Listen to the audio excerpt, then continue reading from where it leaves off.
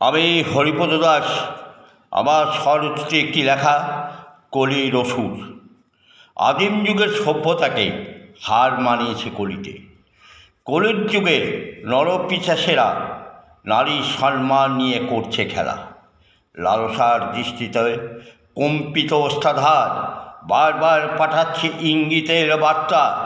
কলির যুগের নরপিশাচেরা এখনও সংযত হও, না হলে দেখবে একদিন যেমন রাবণ সীতাকে করেছিল হরণ, রাবণ রাজত্বকে করে দিয়েছিল ছারখার। ত্রিভুবনে অসুরদের অত্যাচারে নারী রূপে জেগে উঠবে মহামায়া মা কালী।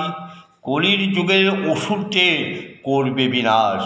তাই তো নারী তোমরা সবাই জেগে উঠো ত্রিশূল হাতে নিয়ে, কলির যুগের অসুরদের করে দাও ছারখার।